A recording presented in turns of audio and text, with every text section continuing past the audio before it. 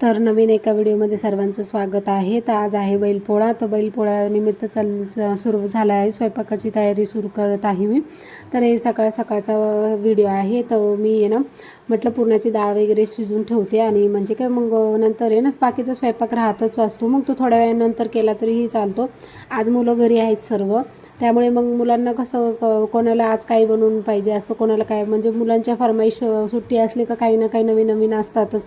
कोणाला काय पाहिजे असतं, कोणाला कुठे जायचं असतं, त्याच्यामुळे म्हटलं ठीक आहे चला पूर्ण बनवून ठेवून देऊया, मग बाकीचा स्वयंपाक नंतर करता येतो। त्यानंतर अजून नाश्ता वगैरे सुद्धा बनवायचा बाकी होता, स्वयंपाकसुद्धा बनवायचा बाकी होता माझा दुपारचा। तर म्हटलं पहिले आता सगळं घरातली कामे फरची वगैरे सगळं आवरून झालेलं होतं, तर म्हटलं आता पुरण वगैरे शिजून ठेवून देऊया, मग त्यानंतर स्वयंपाकाची तयारी सुरू करूया। तर तसंच मग मी एक ग्लास असं हरभऱ्याची डाळ घेतलेली आहे। त्यानंतर डाळीला मी 3 ते 4 शिट्ट्या देऊन कुकरला शिजवून घेतलेला आहे। आणि त्यानंतर माझ्याकडे ही पुरणाची चाळण आहे, त्या पुरणाच्या चाळणमध्ये मी पूर्ण डाळ अशी बारीक करून घेतलेली आहे। खूप इझिली होऊन जाते, गरम डाळ असते तेव्हा ती खूप पटकन बारीक होऊन जाते। त्यानंतर मी त्या डाळीतलं जे एक्स्ट्राचं पाणी होतं सर्व काही मी काढून ठेवलेलं आहे। आणि मी एक वाटी म्हणजे 1 ग्लास पुरणाची डाळ टाकलेली होती, ते 1च ग्लास मी त्याच्यामध्ये साखरसुद्धा टाकलेली, 1 ग्लासला थोडं कमी टाकलेले, जास्त गोड खात नाही त्यामुळे। त्यानंतर व्यवस्थित साखर आणि पाणी हे व्यवस्थित साखर आणि डाळीचं व्यवस्थित पातळ असं मिश्रण झालेलं आहे। आणि हे मिश्रण आता पूर्ण घट्टसर होतं आपल्याला बारीक गॅसवर शिजवून घ्यायचं आहे, म्हणजे जेव्हा फुल गॅस केला तर ते खाली लागण्याची शक्यता असते, त्यामुळे फुल गॅसवर शिजवून घेणार आहे। तेवढ्यात प्रथमेशचे पप्पा आले होते, त्यांना सुद्धा नाश्ता द्यायचा होता, त्यामुळे नाश्त्याची तयारी करत होते।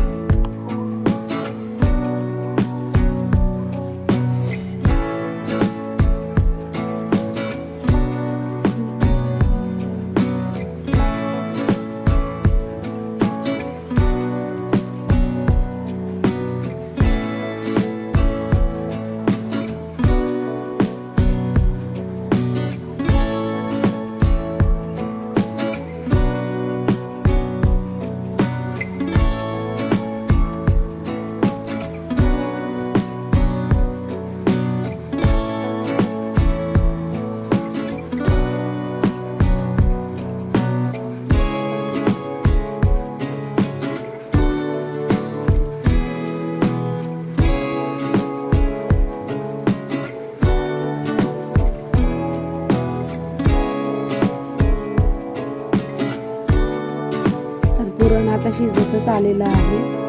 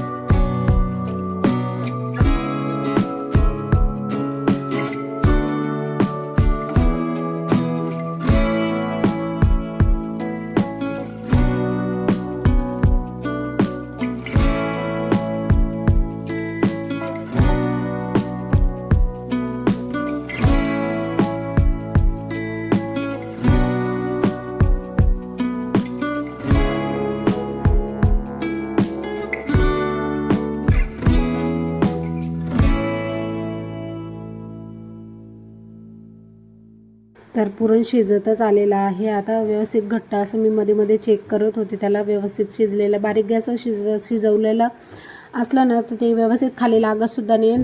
पुरणची कन्सिस्टन्सी व्यवस्थित म्हणजे एकदम घट्टसर असं व्यवस्थित शिजवल्यासुद्धा जातं। त्यानंतर मग मी थंड होण्यासाठी ते एका वेगळ्या भांड्यात सुद्धा काढून ठेवलेलं आहे आणि ते पुरणाची कढई वगैरे पाण्यात भिजवून ठेवली, म्हणजे इझिली निघून जाते। त्यानंतर म्हटलं पूजा वगैरे मांडून घेऊया। तर मग पहिले मी एक नवीन कपडा असं ठेवलेला आहे, वस्त्र ठेवलेलं आहे। त्यानंतर गणपतीचा हे पूजा, कोणतीही पूजा असली तरी गणपती बाप्पा हे आपल्याला स्थापन करावेच लागतात आणि प्रथम पूजा गणपती बाप्पाचीच होती, त्याच्यामुळे मग मी गणपती म्हणून सुपारी आणि एक पहिले पान ठेवलेलं आहे, नागलीचं पान, त्यानंतर 1 रुपया आणि त्यावर सुपारी ठेवून त्याची पूजा केलेली आहे। त्यानंतर थोड्या अक्षता ठेवून त्यावर गणपती हे बैल वगैरे ठेवून दिलेले आहे आणि सुंदर आणले होते ना बैल प्रथमेशच्या बाप्पांनी, खूप मस्त दिसत होते। आणि त्यानंतर मी आघाडा हरळी वगैरे सुद्धा आणलेली होती. त्यानंतर जास्वंदीची फुलं वगैरे होती ते सर्व त्या ठेवून दिली आहे. त्यानंतर देवघरातसुद्धा देवांजवळ पूर्ण फुलं वगैरे ठेवून दिलेले आहे आणि कळस वगैरे सुद्धा नवीन पाणी वगैरे भरून व्यवस्थित ठेवलेलं आहे. सर्व देवपूजा झालेली आहे. त्यानंतर दोन्ही ठिकाणी एक देवघरात आणि एक बैलांच्या इथे सुद्धा एक दोन दिवे लावून घेतलेले आहे.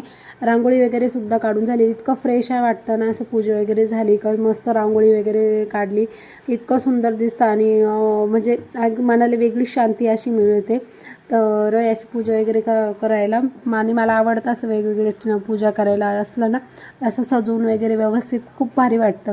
तर कशी मांडली मी पूजा नक्की सांगा आणि तुम्ही कशी पूजा करता तेही सांगा. गावाकडं आहे ना दुसऱ्या पद्धतीने म्हणजे असं घरी बैल असतात त्याच्यामुळे बैल वगैरे आणण्याची गरज नसते असं बाजारातून. तर आमच्या घरीसुद्धा बैल आहे तर बैलांची पूजा वगैरे केली जाते. 2-3 दिवस आधीपासून बैलांना वावरात नेलं नाही जात कामाला वगैरे, त्यांना आराम दिला जातो. त्यानंतर त्यांना व्यवस्थित आंघोळ वगैरे घालणं म्हणजे इतकी मजा असते ना खूप. त्यांना सजवणं वगैरे, त्यांना सजवण्याच्या वेगळ्या वेगळ्या वस्तू आणणं, तोरणं वगैरे त्यांना काही कलरनी वगैरे करणं खूप मजा असते गावाकडं म्हणजे. तर पण मग आता ती मजा इथं भेटत नाही आपल्याला. म्हणून जी आहे ती आपण घरामध्ये पूजा केली पाहिजे.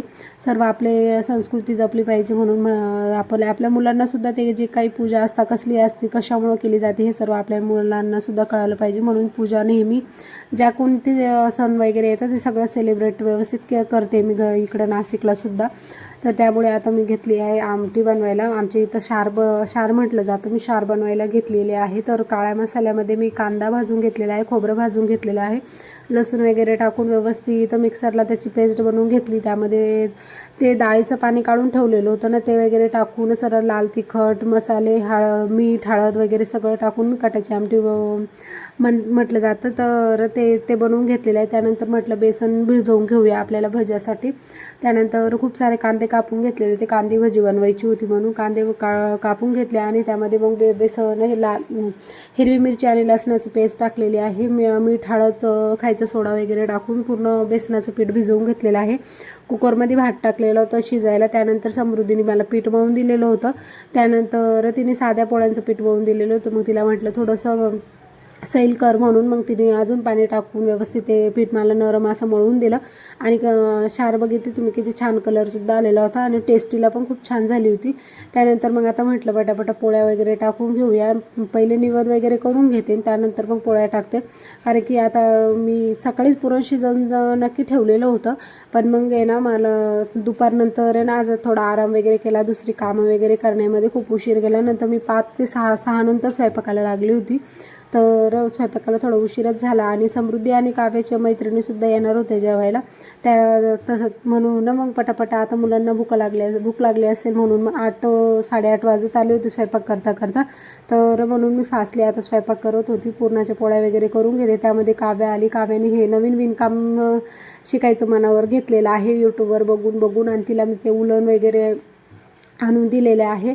तर तिने यूट्यूबला पाहून ते ताटावर झाकण्याचं तयार करत होती. पण ते टोपीसारखंच तयार झालं. पण म्हटलं ठीक आहे, पहिल्यांदा कोणताही काम हातात घेतले होते की परफेक्ट होत नाही. तर केल्यानेच परफेक्ट होतं. नेहमी जेव्हा आपण करतो तर तेव्हाच ते काम परफेक्ट होतं. त्याला प्रॅक्टिससुद्धा लागते. तर म्हणून दोघी मुली माझ्यावाल्या आहे ना त्या विणकामामध्ये आता गुंतलेल्या आहे. त्यांना आता नवीन ते आपण म्हणता ना काहीतरी नवीन आवड लागलेली आहे म्हणून असं झालेलं आहे. तर ठीक आहे, तर ते विणकाम करतायत. तर आता मी माझ्यावाल्या पोळ्या वगैरे करून घेणार आहे. नंतर सर्वांना जेवायला वगैरे द्यायचं आहे. पटापट देवाला निवदसुद्धा द्यायचे बाकी होते. अजून मला कढी बनवायची आहे. त्यानंतर कुरड्या पापड्या तळायच्या बाकी आहेत. आता पटापटा पोळ्या झाल्या की मी आता तेल ठेवून पहिले कुरडई पापड वगैरे तळून घेणार आहे. तर कुरडया आणि पापड्या आम्ही उन्हाळी बनवतो त्याचा असतं आमच्या घरच्या. तर कुरडे वगैरे बघा किती छान फुलते आम्ही बनवलेली. तर घरी बनवलेलं असतं ना आपल्याला एकखट्टी आपण सगळं सोबत बनवून ठेवतो. तर इझी असतं. कधी पण आपण मुलांना तळून देऊ शकतो. असं स्नॅक्स वगैरे म्हणून सुद्धा पोरांना खायला आवडतात आणि सणासुदीला तर आपण तळतच असतो. आणि हे आहेत नागलीचे पापडसुद्धा घरी बनवलेले आहेत. नागलीचे पापड, त्यानंतर तांदळाचे पापड, कुरड्या हे सगळं घरीच बनवलं जातं. घरच बनवते मी. तर ते सर्व तळून घेते. त्यानंतर मला भजीसुद्धा तळून घ्यायचे आहे. आता हे सर्व तळून घेते आणि तुमच्या इकडे कसा बैलपोळा साजरा केला जातो तर नक्की कमेंटमध्ये सांगा मला. किंवा आणि हा व्हिडिओ यायला थोडा लेट झाला आहे, म्हणजे 2 दिवस होऊन गेले आहेत पोळ्याला, तर तेव्हा हा व्हिडिओ अपलोड करते मी. थोडासा मोबाईलचा काही प्रॉब्लेम झालेला असल्यामुळे मग तो व्हिडिओ अपलोड झाला नाही, त्याच्यामुळे थोडा उशीर होतो आहे. तर आता मी पापड वगैरे झालेले आहेत तळून आणि आता भजे वगैरे काढून घ्यायचे आहेत. तर मी त्या भज्याच्या पिठामध्ये थोडंसं गरम तेल असं टाकलं, म्हणजे नरम खूप छान असे नरम भजे होतात. तर सोडा नक्कीच टाकते मी, पण मग सोडाऐवजी ते गरम तेलसुद्धा जरी टाकलं ना, ते सुद्धा त्याने सुद्धा नरम नरम असे भजे होतात. तर त्यामुळे मी त्यातनं गरम तेल टाकलेलं आहे आणि सर्व भजे काढून घेणार आहे. त्यानंतर म्हटलं कढीसुद्धा बनवलेली होती, पण ते ते व्हिडिओमध्ये घ्यायचं राहून गेलं. त्यानंतर आरती वगैरे करून घेणार आहे आणि निवेदाची ताट वगैरे तयार करून घेतलेली आहे. मी सर्व पदार्थ मी एका ताटीत काढून घेतलेले आहे. देवांजवळ निवेदसुद्धा ठेवायचं आहे, ते सुद्धा काढून घेतलेलं आहे.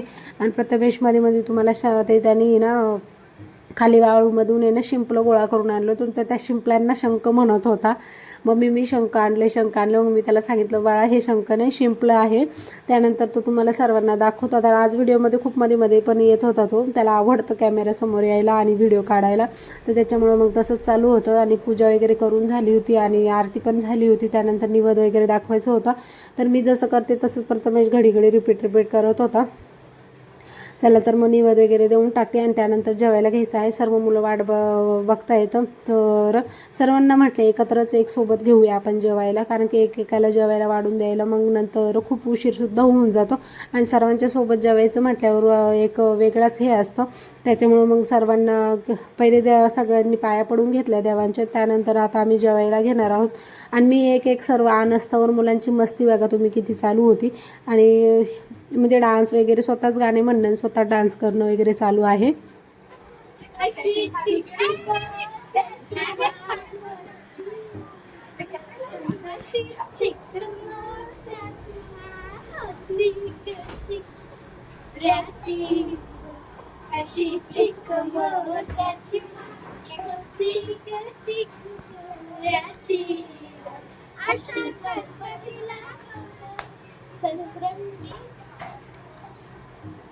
तर आता कार्टूनगिरी संपलेली आहे, सर्वांचा डान्स वगैरे करून झालेला आहे. तर मग म्हटलं चला जेवायला बसा, जेवून घ्या.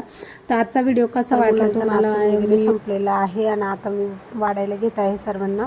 तर सर्वांना म्हटलं चला जेवून घ्या सोबत. आणि माझे व्हिडिओ तुम्हाला कसे वाटतात ते नक्की सांगा. आणि प्रथमेश मध्ये करतो ठुमके वगैरे मारतो, अजून त्याची मस्ती काही संपलेली नाही आहे, त्याची मस्ती चालूच आहे कंटिन्यूस. तरी पण माझे व्हिडिओ तुम्हाला कसे वाटत आहे तर नक्की सांगा. आणि व्हिडिओ पूर्ण बघत असाल तर तुमच्या मनापासून धन्यवाद. आणि व्हिडिओला लाईक शेअर सबस्क्राईब करत चला. आणि आपले सबस्क्राईब वाढवायचे आहे म्हटल्यावर तर प्लीज आपली फॅमिली वाढली पाहिजे, असं करा की चॅनलला सबस्क्राईब करत चला.